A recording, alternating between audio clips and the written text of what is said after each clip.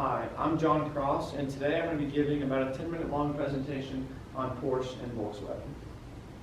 To start with our agenda for today, I'm going to first start off by talking about the history of Porsche and Volkswagen's relationship to one another, the Volkswagen corporate umbrella, brand as a whole, and all the companies that fall underneath it, the Porsche and Peach family members, Volkswagen's emission scandal that happened here more recently, the trajectory of Porsche and Volkswagen, the company and family standing today, and then I'm going to wrap up with some of the key takeaways that I learned throughout my research, as well as conclusions and any questions you may have. The history of Porsche, they were actually founded back in 1931. The leaders, more recent leaders within the Porsche were Wolfgang Porsche and Wendelin Witteking. He was the former Porsche chairman, and then more recently problems started to arise within the Porsche organization when the Porsche and Peach families started fighting over who had majority control over their combined assets. In response to that, Ferry Porsche, who I'll talk more about here in a little bit, Ferry Porsche called together a family therapy session to try to settle these discrepancies and settle all the fighting that was going on between the families, but it actually did not work out in his favor. It actually was real negative, and the children actually decided that they just wanted non-family members to be in control of who was running the company. There was a lot of wounds that were infected on the company previously, and that really had a bad effect on this therapy session and the end result. The history of Volkswagen, they were founded on May 28, 1937 by the German government, and at control was under the Hitler regime, and Hitler really wanted to mass manufacture an automobile that could be afforded by the majority of his people. He called this the people car, and then once this car actually made it to the Berlin Auto Show in 1939, obviously everything with World War II about to begin, this had really took a big hit for Volkswagen. Once World War II started, and kind of throughout that whole time period, all their assembly plants and factories were all blown up and turned into rubble. So this caused a lot of really hard for Volkswagen after starting up and then going back to square one. As far as after that time period, Volkswagen sales started off slow in the U.S. As you can imagine, a German-made product after World War II being brought to the U.S. really had a negative connotation associated with it. But as Volkswagen started tailoring their products to the Americans' lifestyles, it actually ended up working good, and their sales improved steadily throughout the years. The Porsche and Volkswagen relationship, why Volkswagen? Well, here's how these two companies are really related. Porsche, the company at the time, their leader Witteking, announced that their goal was to buy out Volkswagen shares in the stock exchange. They were trying to hit a 75% threshold of stock ownership of Volkswagen, and that would result in what they call a domination and profit transfer. Once they were to hit that 75% ownership of stock, they would receive $11.4 billion in return for all of their stock ownership of the company. But unfortunately, this never happened. The 2008 recession hit. The bank stopped lending Porsche money, and in response, Volkswagen actually acquired Porsche as opposed to Porsche acquiring Volkswagen. But VW did acquire Porsche with all the debt that they brought with them. Ferdinand Piëch, one of the Porsche family members, was working for Volkswagen at the time. When they acquired Porsche, Volkswagen assigned Ferdinand Piëch to be in charge of Porsche operations. And his main goal, once he was in charge of Porsche, was to change the organizational culture from just being a profit center to really being the leader in sports car manufacturing and creating a really good sports car.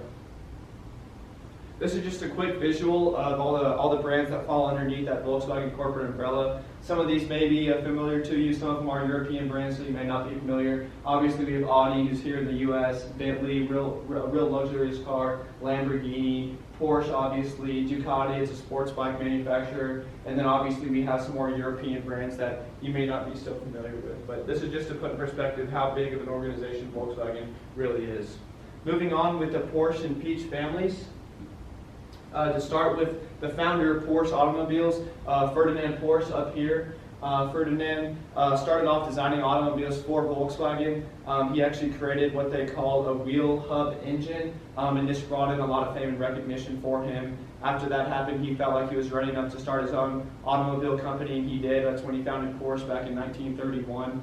He was working on Hitler's People car at the time, and then like I talked about, when World War II happened, everything negative that happened after that. Moving on with Ferdinand's son, Ferdinand Porsche again, but he goes by Ferry. He actually was working alongside his father really his whole life, and him and his father actually developed Porsche's first ever sports car in 1950. And his whole job with the company was really being dedicated to manufacturing the highest quality sports car in the world. Next we have Ferdinand Porsche again, but Ferdinand Alexander Porsche. He's one of 4 of Ferry's children, and he played a critical role in the family business by his whole job was designing one of Porsche's, still one of their best products and most famous products today, the 911. Wolfgang Porsche, he was also one of Ferry's sons, brother to Ferdinand Alexander. He actually obtained a business degree overseas from Vienna, and he was chairman of the supervisory board for Porsche, and also he did such a good job there that he was actually, Volkswagen wanted him to be a member of the supervisory board for Volkswagen. So really made some great decision making from an upper management perspective for both organizations. Now moving on to the Peach side of the family, we have the original Ferdinand Porsche's daughter, Louise Porsche. Obviously, Porsche is her maiden name when she married Anton Peach. Obviously, her name changed to Louise Peach. But she was Ferdinand's only daughter, and she did play a vital role in the family business as well by importing Porsche and Volkswagen automobiles into Austria in the 1950s. So really played a big role in the family business. Now we have a big player here, both positive and negative. I found out that's Ferdinand Peach. I talked about earlier when he was working for Volkswagen, but then after they acquired Porsche, worked for Porsche as head of Porsche. But he actually started off working for Porsche. Then he took an opportunity with Audi. As he grew, he left for an executive position at Volkswagen and worked his way up from there to being CEO until he was forced to retire just several years ago. I say negative connotation with Ferdinand Peach. He had some unethical decision making he did outside of business operations. He actually had an affair with one of his cousins' wife, so it was kind of a bad deal, and that's kind of what sparked the whole family therapy session that I talked about earlier, and it's still kind of lingering. The whole situation is kind of lingering around today still. The Volkswagen emissions scandal, I'll talk about this real briefly, but long story short, if you haven't heard about it more recently, Volkswagen programmed some of their diesel-equipped engine vehicles to, when they were hooked up for emission testing in laboratories, they were programmed to emit less nitrogen oxide. And as a result, once these vehicles were being used in day-to-day operations, they were emitting 40 times the legal standard by Clean Air Act and by EPA standards. So obviously this resulted in Volkswagen having multiple lawsuits filed against them. 11 million cars were actually affected worldwide dating back to 2009. So this was going on for several years before we even knew about it. 500,000 of that 11 million were in the United States. And then, as I said, lawsuits really blew up because of this, and their stock price actually dropped 33% from this unethical decision that Volkswagen made. Just a quick visual of a vehicle in laboratory testing. So this is when it was emitting legal standards, but just it's hooked up to the vehicle's exhaust. The emissions goes in here. There's sensors over here and hooked up to the computers that pick up all the pollutants and how much the vehicle is actually emitting. As far as the trajectory of Volkswagen, their whole vision is to become the world leader in sustainable mobility. They have their Together strategy for 2025, and as you can tell, this really was in part a lot by the emission scandal. Just some parts of it are offering customers diverse brand models, act with integrity, exemplify reliability and quality, and then this one's kind of ironic, assume responsibility regarding the environment. And then they're really all about togetherness and synergy, capitalizing on advantages from one of their brands underneath the corporate umbrella and using that for another brand that's struggling or could use improvement. This compares directly to our class and family businesses, families that own businesses, multiple businesses, or even a single business. Taking something one business is doing good and implement that in another business, or taking something that one department inside a business is doing good and implementing that in a different department. it would really go a long way, and it's really helped Volkswagen be so successful. Real quick, the trajectory of Porsche, they have a similar strategy, the Together 2025 strategy, but this one's tailored real specifically towards vehicle performance. They want to be the future of sports cars. They're all about product innovation, technology, how they can get this competitive advantage over their competitors as far as in the sports car marketplace. The company and family standing today, overall, they're still really strong companies financially, despite their minor setbacks. I had their stock prices up there as of yesterday, 53.9 euros for Porsche and then 145.65 euros for Volkswagen. So really still doing very good in the stock market. And let's compare that stock price to Ford Motor Company when Ford's Motor Company, I believe, is around $12 or $13 a share right now. So really doing good financially still, despite their minor setbacks. And then their trajectory strategy is really helping them move forward as well.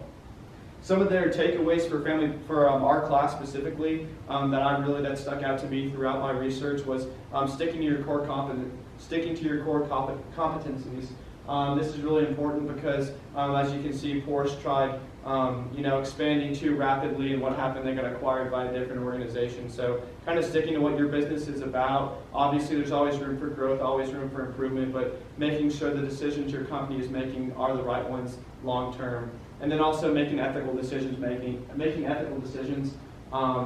This goes for personal life and in business. You saw the kind of the detrimental effect that Ferdinand Peach's actions had on his family as a whole, kind of tore the family apart, and it's still lingering around today.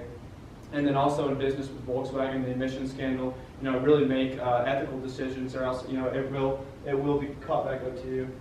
In conclusion, I hope you enjoyed my presentation today. These are two still great, good companies despite their minor setbacks. Obviously, there's room for improvement always, but I really learned how important it is to make ethical decisions, and then also learn from your mistakes and not make those same mistakes twice.